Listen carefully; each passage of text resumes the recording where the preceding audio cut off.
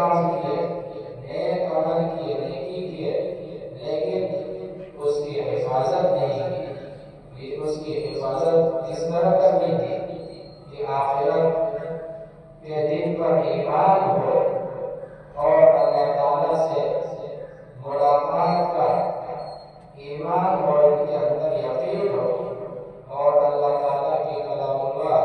قرآن مجید کی آیات سے انکار نہ کرتے ہو، لیکن انکار کرنے والا ہو، اللہ تعالیٰ سے ملاقات پر یقین نہ ہو، تو پھر نیکی کرنے کا کوئی فائدہ نہیں، انسان بلکہ خسارے میں۔ من جاء بالحسنة فله عشر أمثالها۔ قرآن مجید میں اللہ تعالیٰ نے اس آیت کے ٹکڑے میں فرمایا من جاء بالحسنة فله عشر أمثالها، کہ جو شخص ایک نیکی لے کر آئے گا اس کو 10 گنا دے دیا جائے گا۔ اب آیت کا جو لفظ ہے من جاء کہتے ہیں لے کر آیا،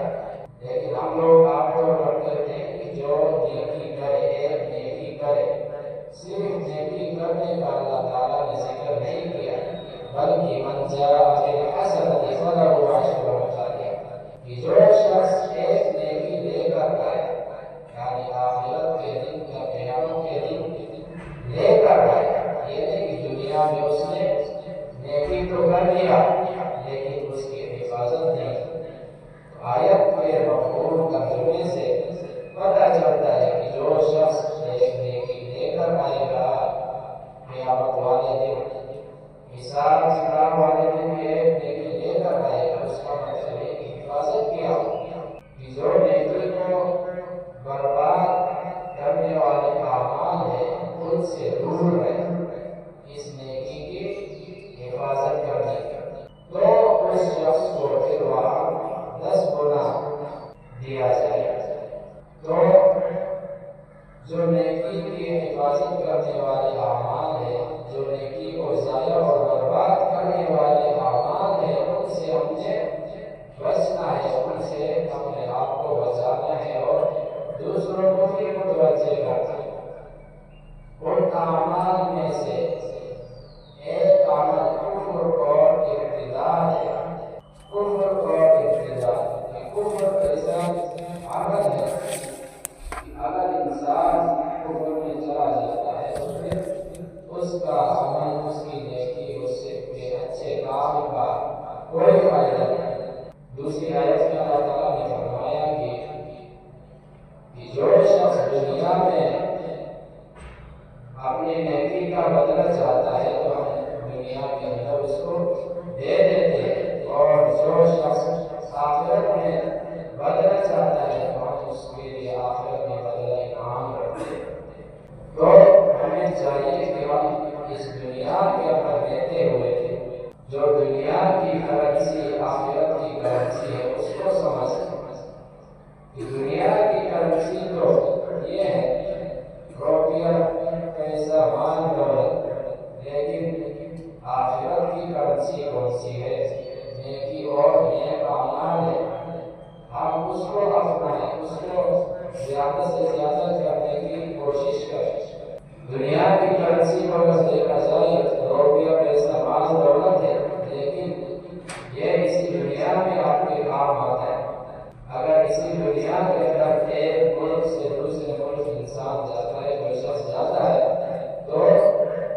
وہ اس ملک کی کرنسی حاصل کرتا ہے اور پھر اس ملک میں جا کے اپنی ضروریات کے مطابق پیسہ خرچ کرتا ہے۔ تو ہم اس دنیا کے اندر نیکی کریں، نیک اعمال کریں، اور یہ ہمارے لیے آخرت کی کرنسی ہے، لیکن ہم اس کی حفاظت نہ کریں اور آخرت میں جا کے ہم نقصان میں ہو تو پھر کوئی فائدہ نہیں۔ تو ایک اس نیک عمل کو ختم کرنے والا، برباد اور ضائع کرنے والا جو عمل ہے وہ کفر ہے، اور دوسرا ارتداد ہے۔ کفر اور ارتداد، ارتداد کہتے ہیں کہ مسلمان ہونے کے بعد کفر میں چلا جائے، کفر کی حالت میں کفر کو اختیار کرے،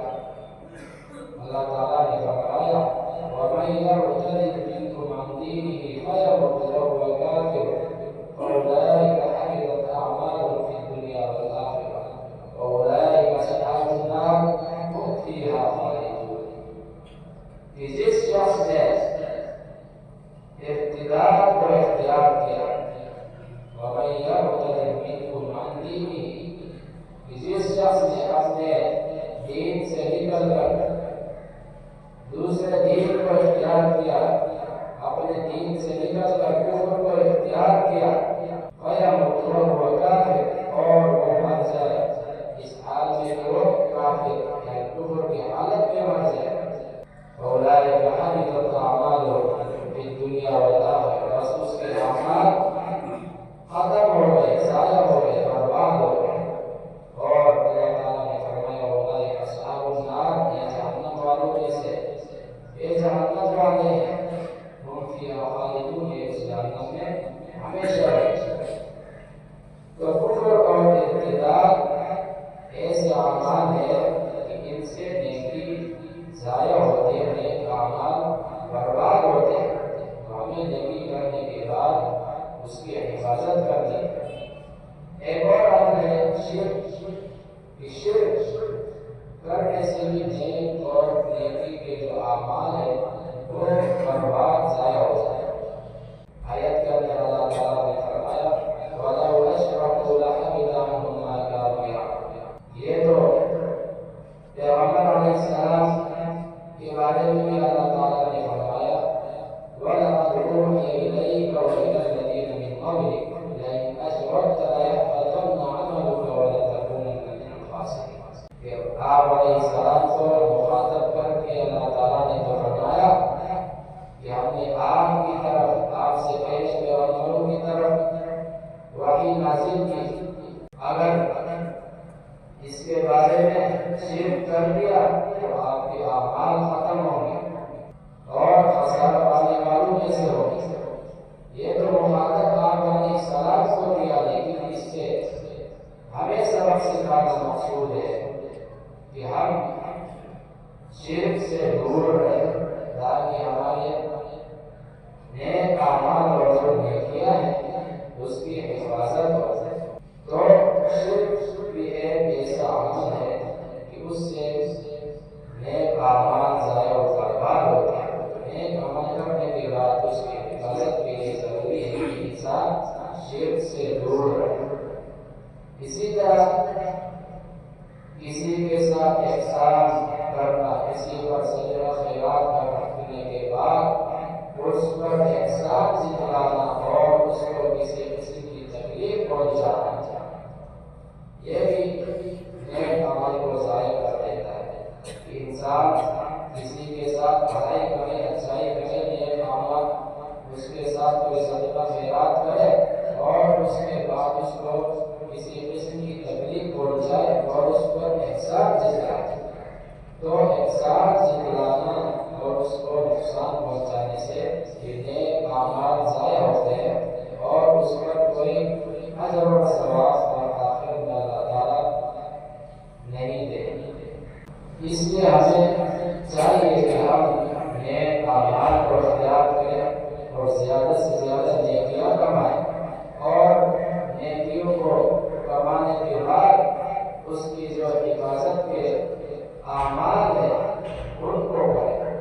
جو نیکیوں کو ضائع کرنے والے، برباد کرنے والے اعمال ہیں ان سے دور رہیں۔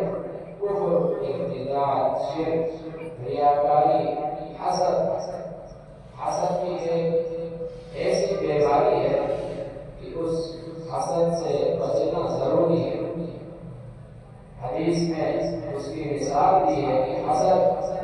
نیکیوں کو اس طرح کھا جاتا ہے جس طرح آگ ایندھن کو کھا جاتا ہے، جس طرح آگ لکڑیوں کو کھا کے ختم کرتا ہے، اس طرح جو حسد ہے وہ نیکیوں کو کھا کر اس کے اوپر جو اجر و ثواب کا مرتب ہونا ہے وہ نہیں ہوتا۔ تو انسان کے نیک اعمال اس حسد سے بھی ضائع اور برباد ہوتے ہیں۔ ایک لمبی حدیث ہے جس کا مفہوم میں آپ حضرات کے سامنے ذکر کرتا ہوں۔ اس میں رسول اللہ صلی اللہ علیہ وسلم نے فرمایا کہ قیامت کے دن ایک شخص کو اللہ تعالیٰ کے سامنے پیش کیا جائے گا اور وہ شہید ہوگی۔ وہ شخص شہید